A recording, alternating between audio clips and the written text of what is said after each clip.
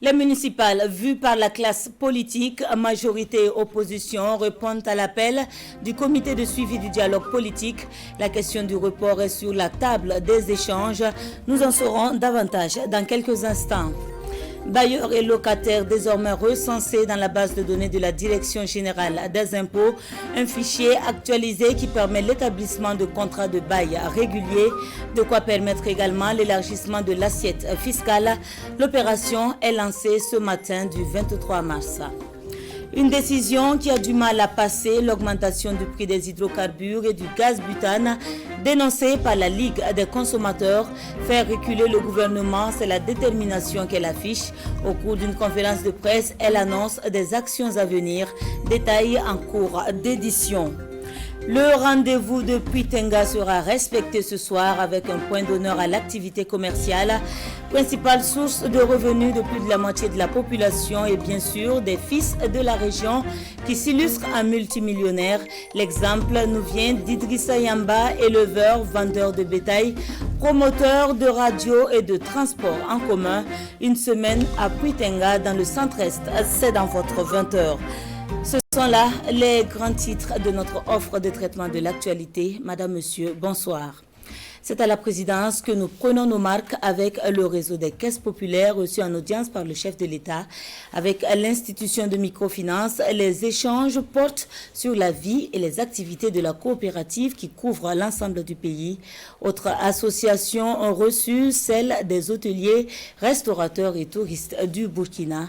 Le résumé de ces deux audiences avec Nyarkiteda. À la tête d'une délégation, le président du conseil d'administration de la fêtière des caisses populaires du Burkina vient présenter le mouvement coopératif au président du Faso.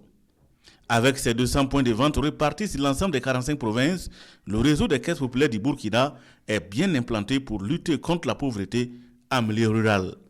Seul bémol, l'insécurité joue négativement sur son fonctionnement dans certaines régions du pays. Il s'agit surtout des points de vente que nous avons dans des régions à défi sécuritaire.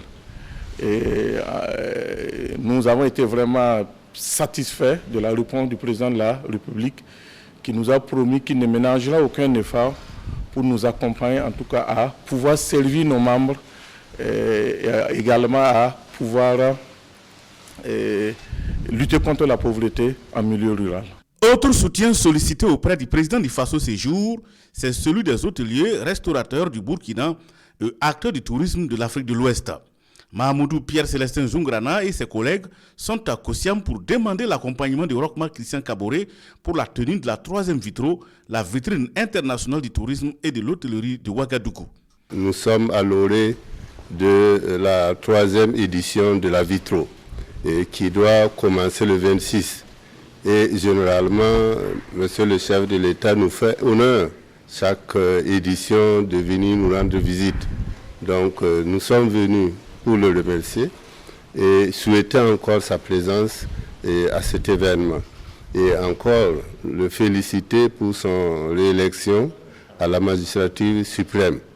Et aussi une occasion pour nous de lui remercier pour tous les engagements qui ont été pris en 2020 pour atténuer un tant soit peu cette crise sanitaire.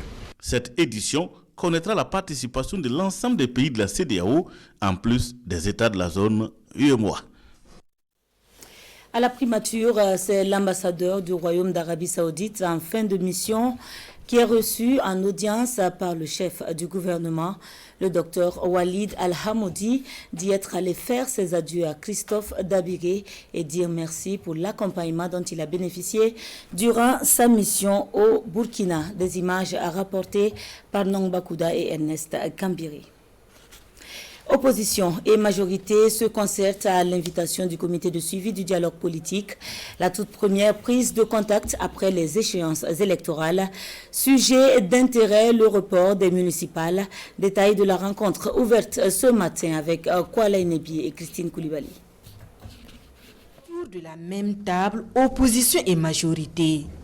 Depuis les élections de novembre dernier, l'échiquier politique a connu de grands bouleversements de part et d'autre.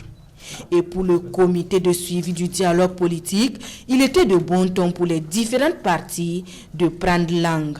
Au jour d'aujourd'hui, avec ce que le ministère de l'administration territoriale a eu à faire, en demandant à chaque parti de se situer, si vous êtes dans l'opposition ou dans la majorité, nous sommes à l'heure actuelle situés.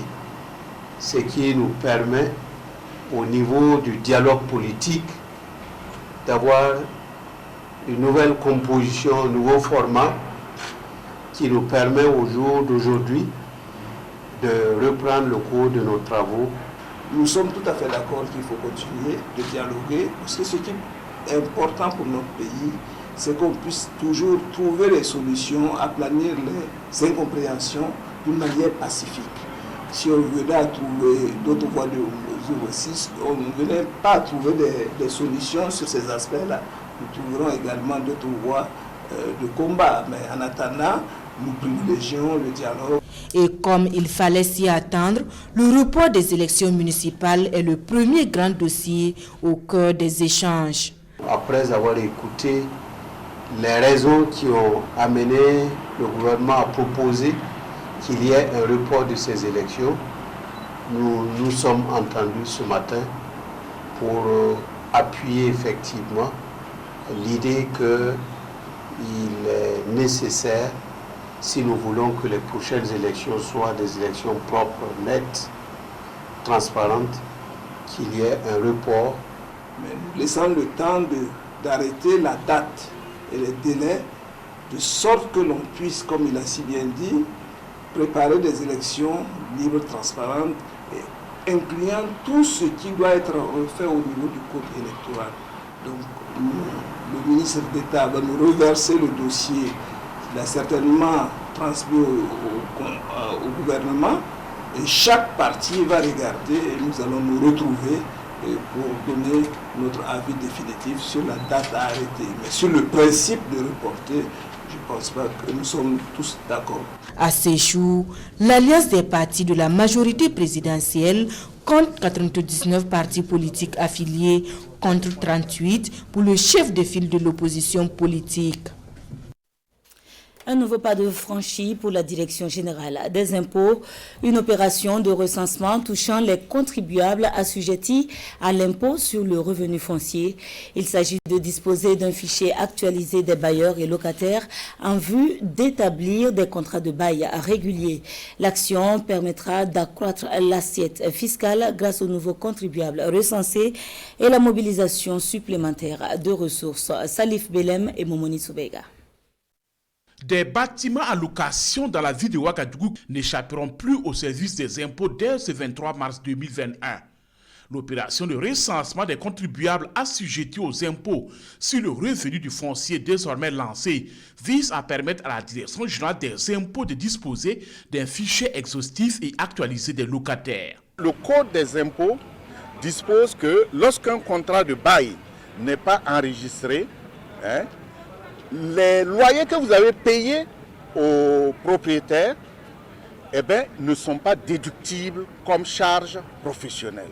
Donc cette opération va permettre effectivement, en tout cas à toutes ces personnes-là, de sécuriser leur situation. Donc ce n'est pas seulement dans l'intérêt de l'État, mais c'est dans l'intérêt de toutes les parties. Le recensement va permettre d'identifier de nouveaux contribuables du domaine de l'immobilier. Une opération qui va permettre également à la Direction générale des impôts de mobiliser plus de recettes fiscales.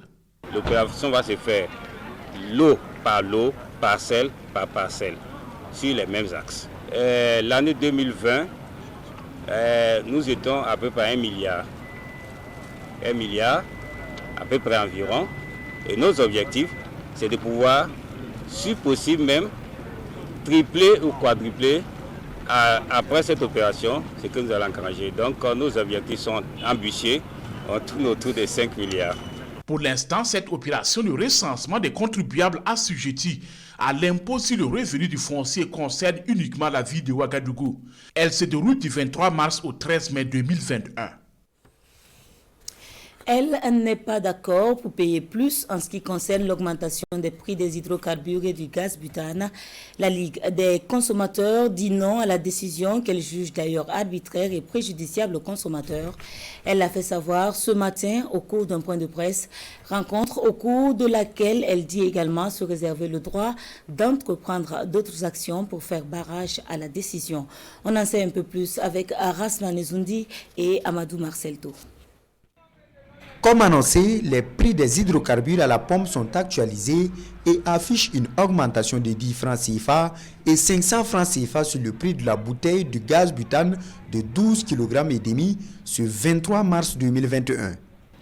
Une augmentation qualifiée de violation d'un droit élémentaire du consommateur par le gouvernement selon la Ligue des consommateurs du Burkina. La LCB regrette cette augmentation pour les raisons suivantes.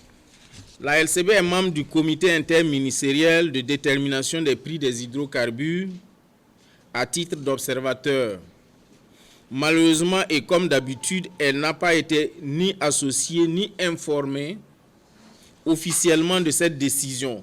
C'est pourquoi nous dénonçons fermement cette façon de faire. La LCB ne saurait être une structure de faire valoir.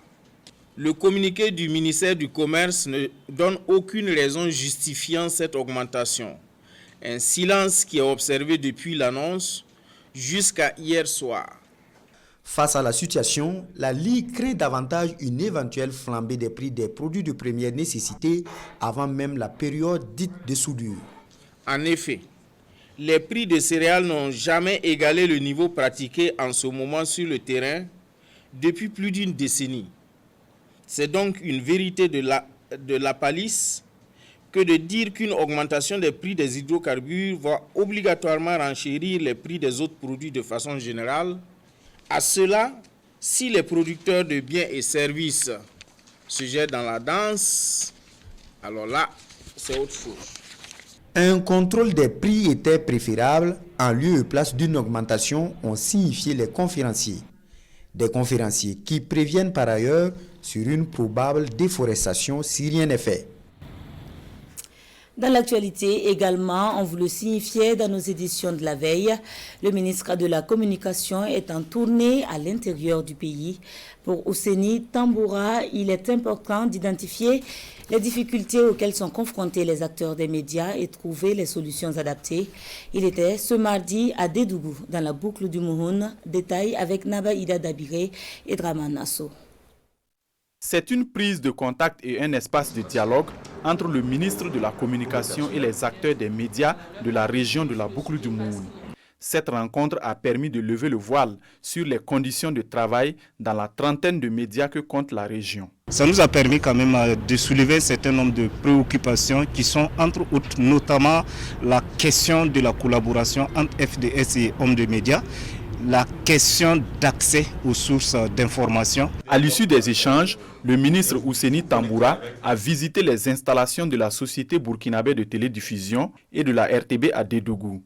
Ici, le manque de ressources humaines est la principale préoccupation. Le problème crucial de ressources humaines en termes de compétences linguistiques dans les langues dans lesquelles nous travaillons ici à la RTB Radio Dédougou, je vais citer le Boamo, je vais citer le Fulfulde, je vais citer des langues comme le San ou le Marca qui ne sont pas pris en compte dans nos programmes par manque de ressources humaines.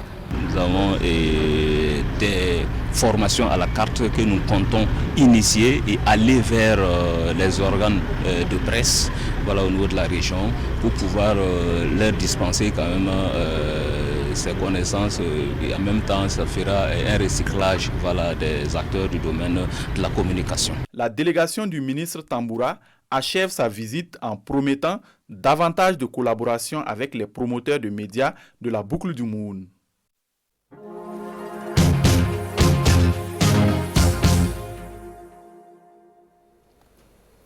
Nous voici à notre rubrique Une semaine A et depuis hier, Nous avons posé nos valises à Puitenga dans le centre-est. Après la carte postale et l'historique, l'on s'intéresse à l'activité commerciale dans la commune. Activité très florissante occupant plus de la moitié des 140 000 habitants. Un tour dans la ville et vous vous croirez dans un marché géant tant le commerce occupe les différentes artères. C'est d'ailleurs ce que nous montre ce reportage de Gérard Sommet et Amandine Lalsaga. Jean Kabouré est vendeur de pain ici à Puitenga. Il est l'un des doyens dans ce marché où il exerce son activité depuis plus d'un demi-siècle.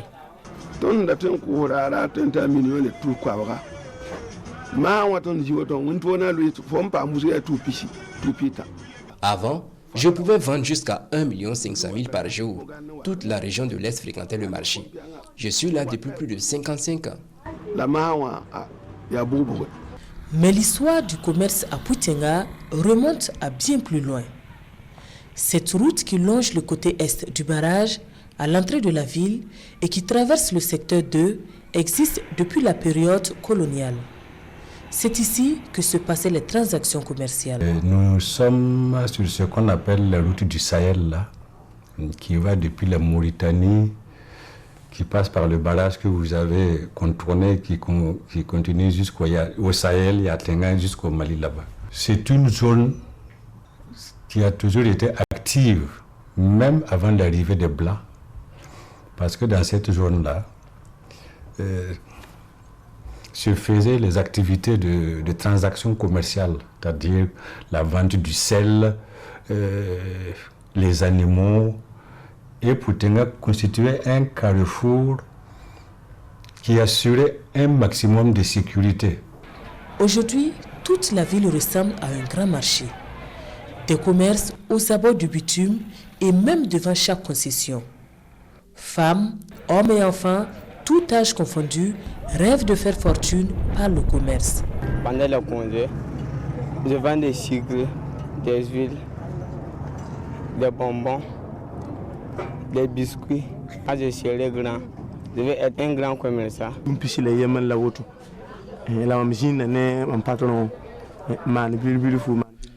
Moi, je suis dans le commerce depuis maintenant plus de 20 ans.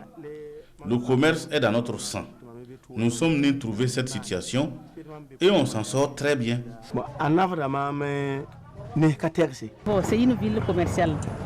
Les gens quittent les campagnes pour venir. Et si vous venez, tout de suite vous trouvez quelque chose à faire. Au lieu de rester à la maison, il faut faire beaucoup, il faut faire quelque chose. Puisque présentement, il n'y a pas un endroit où il faut cultiver. Donc tout est fixé sur le commerce. Ce qui fait qu'il n'y a pas une femme à la maison qui est les bras croisés qui ne fait rien à Puitenga ici.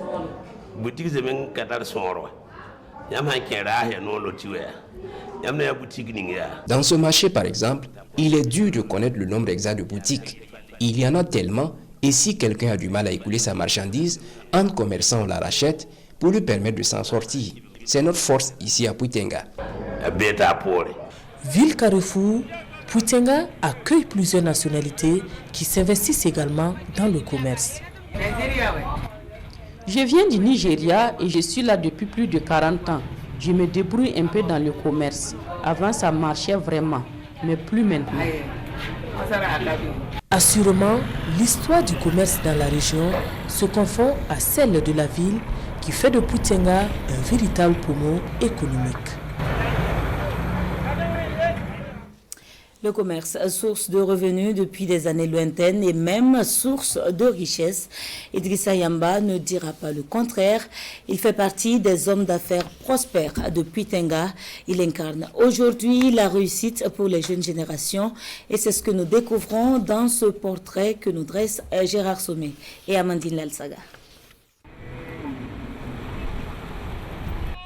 Idrissa Yamba arrive sur son site de production d'eau conditionnée à Zoré. Un village situé à 5 km de la ville de Puitenga. Ici, il emploie plus de 60 personnes. Un rapide tour du propriétaire, rien à signaler. Direction ensuite cette ferme, où Idrissa Yamba élève de petits et de grands ruminants. Des centaines d'animaux pour la plupart exportées dans la sous-région. Il est aussi propriétaire de radio à Puitenga et à Bitou. L'homme a également fait fortune dans le transport. J'ai quelques remorques que j'utilise dans le transport. Je cultive également sur une dizaine d'hectares. Je suis aussi représentant d'un distributeur de gaz butane. Pour l'usine d'eau, on a quand même eu du mal à l'installer. J'ai dû débourser près de 60 millions.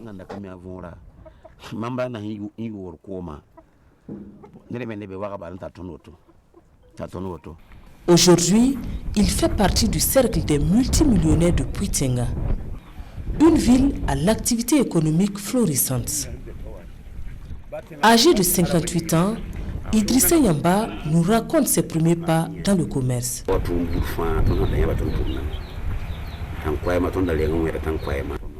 J'ai fait du tout. Ça n'a pas été facile. Quand je repense à cette période, je confectionnais des briques en banco que je revendais 2 à 5 francs. Et un jour, j'ai eu l'opportunité de suivre des vendeurs d'animaux. On a marché plus de 40 jours avec les animaux pour aller les vendre à Lagos. Et au retour, j'ai pu payer le transport à 7500 francs. Et c'est comme ça que par la suite, j'ai pu m'acheter un bœuf et revendre. C'est ce qui fait qu'aujourd'hui, je suis toujours dans l'élevage. Orphelin de père, dès l'âge de 4 ans, il est originaire de la commune de Gelgo, dans le centre-est. Installé ici à Puitenga depuis près de 40 ans, son parcours force l'admiration.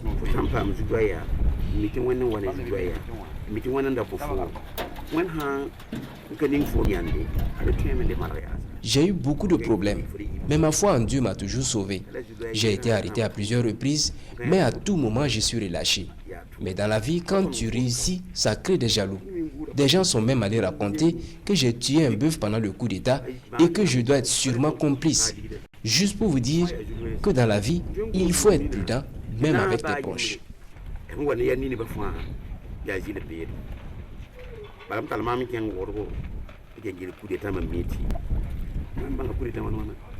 Très sollicité ici à Zoré, il n'hésite pas à tendre la main aux autres.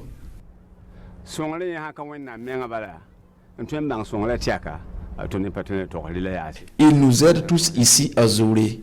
Il emploie tout le monde dans son usine et lorsque tu viens avec un problème, tu lui parles, le sourire aux lèvres.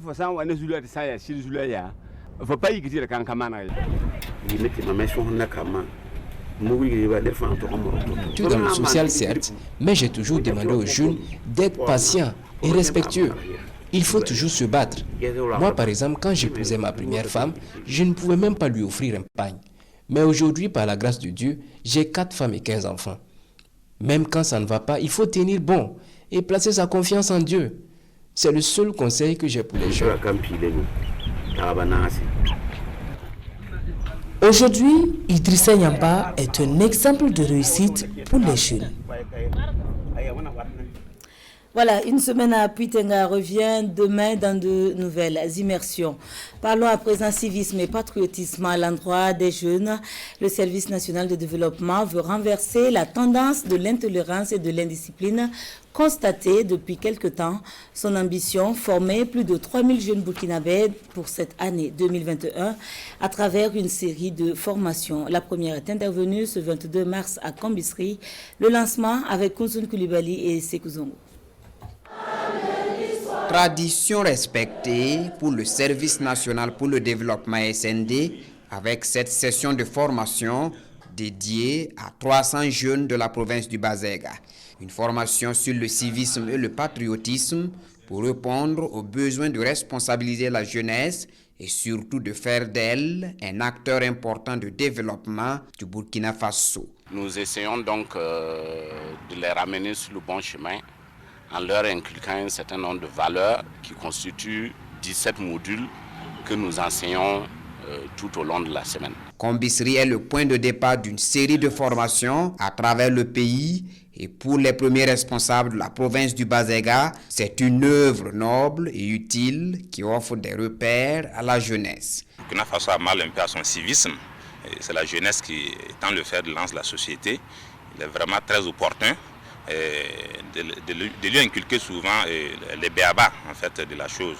Voilà, donc nous espérons effectivement qu'au sortir de cette formation, les jeunes dans leurs actes au quotidien vont faire preuve de plus de civisme et de patriotisme. Les notions qui seront enseignées à ces jeunes sont entre autres la démocratie, la tolérance, le civisme, l'éco-citoyenneté, le bien public et le patriotisme. Après l'étape de Kombisri, suivront celles de Goursi, Ouagadougou, Kaya, Bobo-Dioulasso, Badala, Lumbila et Bagré.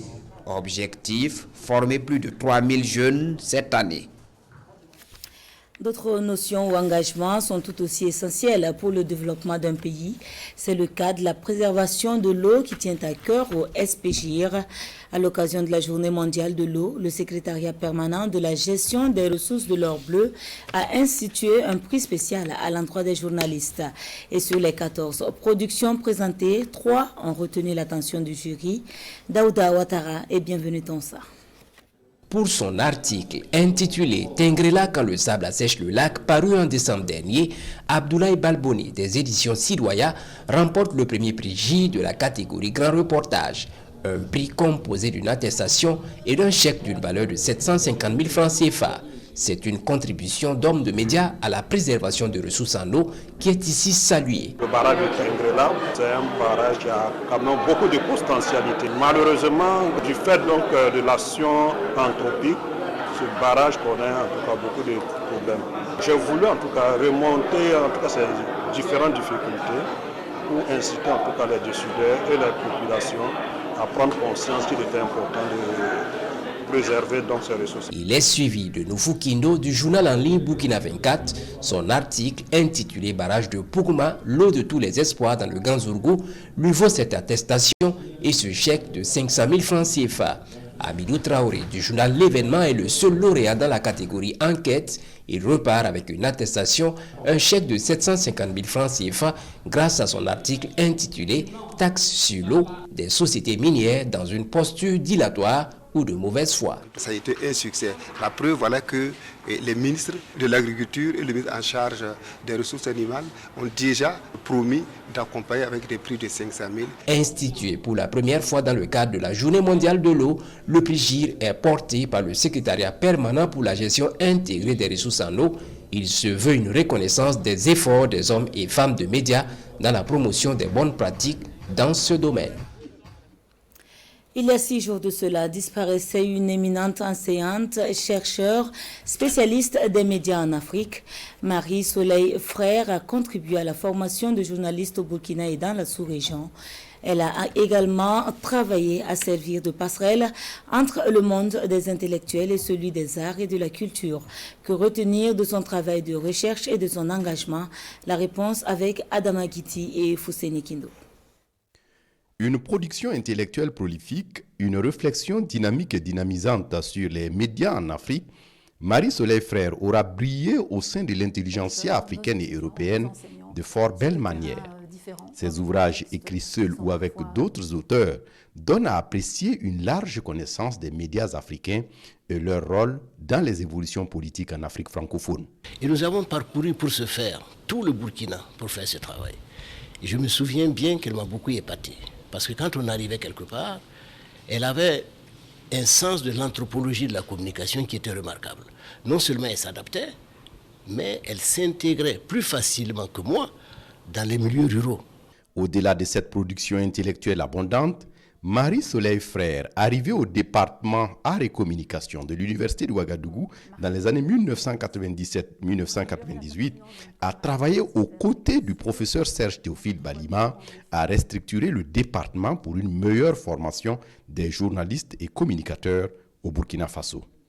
Elle s'est investie, elle m'a beaucoup accompagné dans la restructuration des programmes d'enseignement, parce qu'il fallait, au niveau du département, qui était initialement quelque chose qui était axé sur le théâtre et sur les arts, transformer cela en département de communication et journalisme. Je retiens d'abord la pédagogue.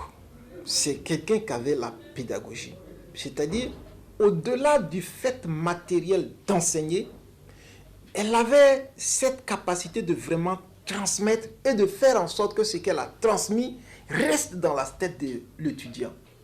Elle était toujours souriante. Elle savait vous transmettre son savoir sans vous rabaisser, tout en vous galvanisant. Marie-Soleil Frère était aussi engagée dans la défense de la liberté de presse sur le continent et s'est toujours affichée aux côtés des associations, des organisations de la société civile qui militent pour la défense des droits humains et qui défendent la liberté de la presse et la qualité du journalisme. Pour le Centre national de presse Norbert Zongo, Marie-Soleil était un personnage clé dans la création du centre. Le projet de création du centre existait déjà depuis plusieurs années, mais il y avait des difficultés pour trouver un partenaire pour que le projet puisse commencer. Et c'est Marie-Soleil Frère qui a travaillé vraiment sur le projet, sur le dossier, bien le monter et convaincre la Fédération internationale des journalistes de financer le projet. Et cet engagement ne lui a pas valu que des lauriers. Après l'assassinat du journaliste Norbert Zongo, crime qu'elle a dénoncé et réprouvé, Marie-Soleil Frère s'est affichée dans la recherche d'une justice pour Norbert Zongo. Je vous dis, elle était même envoûtée par l'Afrique. Donc elle s'intéressait à l'Afrique, elle croyait à l'avenir de cette Afrique-là, et elle s'investissait, elle défendait des valeurs. Elle a signé le manifeste des intellectuels avec son nom qui apparaissait très clairement. Et donc elle a pris un engagement très sérieux dans la lutte pour la justice pour Norbert Zongo. Marie-Soleil Frère, l'Africaine, elle l'a été pour son mariage avec l'Afrique et le Burkina Faso, mais bien plus avec l'artiste et homme de culture Étienne Minungu, fondateur des Récréatrales, l'un des grands festivals de théâtre au Burkina Faso et sur le continent. Elle élargissait le monde du théâtre au monde des enseignants, des étudiants, ce qui certainement a contribué à enrichir le festival, à le faire connaître par le monde estudiantin, le monde des chercheurs. Et donc, je me demande si on peut quantifier l'apport que Marie-Soleil a apporté au Festival des Récréatrales.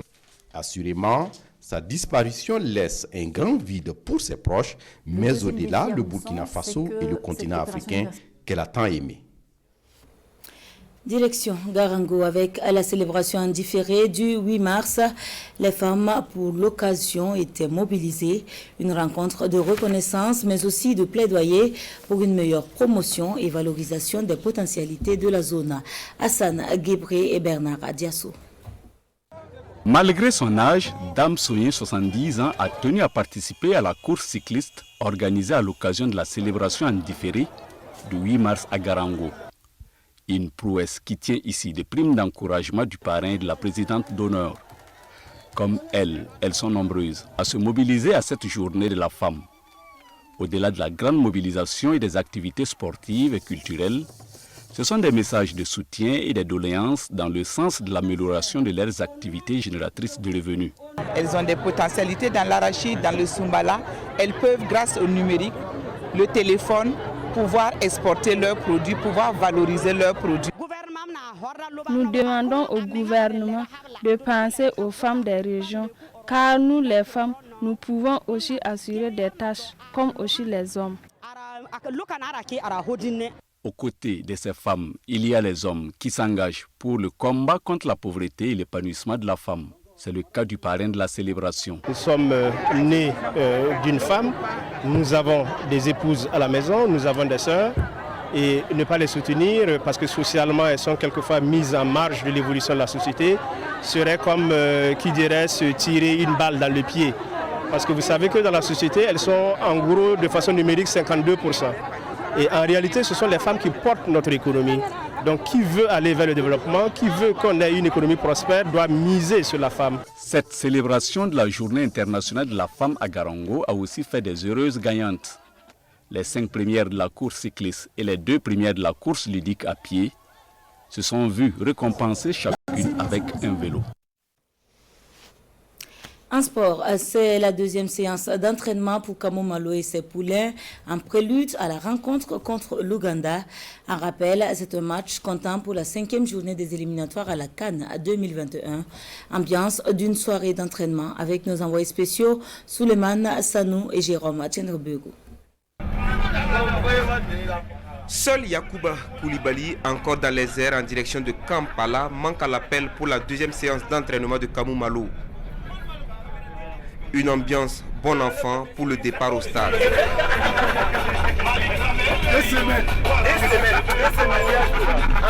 De faiseurs d'ambiance dans le bus, à conseiller sur le terrain, Charles Kabouri qui s'apprête à honorer sa 100e sélection en A, parle au groupe, mais surtout à ceux qui sont capés pour la première fois. Mettez le pied quand il faut et il n'y a pas à regarder tel et tel, non. On est tous pareils et il n'y a pas de complexe.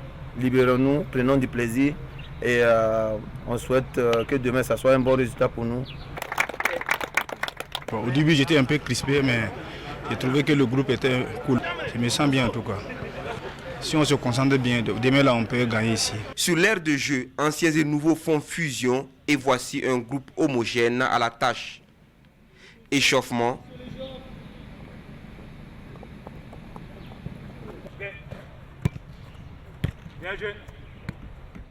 Atelier de conservation de balles.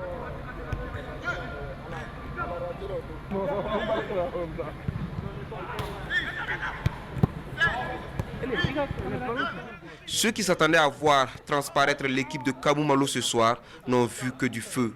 Vous avez vu que le terrain est bondé de monde. Alors, inutile de travailler stratégie si tu dois être épié par l'adversaire. Alors, nous allons le faire en salle avec la vidéo. En tout cas, nous avons les ingrédients en tout cas pour le match de demain parce que nous savons très capital pour nous. Le défi est de taille et aucun sacrifice n'est de trop. Demain, c'est un match très important pour nous. Et voilà, je tenais à être présent avec mes coéquipiers et pour qu'on aille chercher tous ensemble la qualification. Ouganda-Burkina Faso, c'est sur ce même terrain ce mercredi 24 mars à 16h, heure de Kampala, 13h à Ouagadougou. Seigneur, nous sommes ici pour chercher la qualification. Nous ne cesserons de dire bon courage à nos représentants. Et c'est ce qui referme l'actualité pour ce soir. Merci à vous de nous avoir suivis et à demain Dieu voulant.